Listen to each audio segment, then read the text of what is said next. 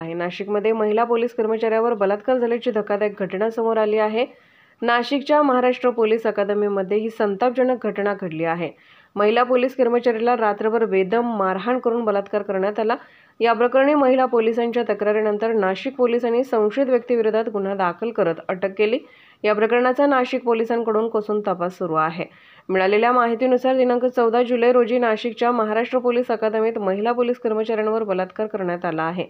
Police अकादमीमध्ये स्वच्छतेचे कंत्राट घेतलेले कंपनीतील कर्मचाऱ्यानेच या महिला पोलिसावर बलात्कार केला।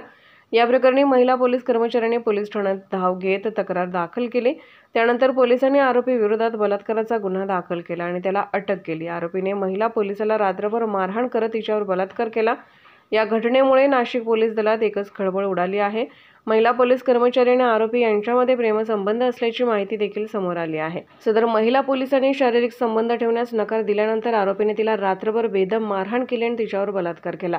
आरोपीने महिला पोलिसाचे व्हिडिओ देखील काढले आहेत। हा सर्व प्रकार महाराष्ट्र पोलीस अकादमीच्या रहिवासी वसाहतीमध्येच घडला आहे।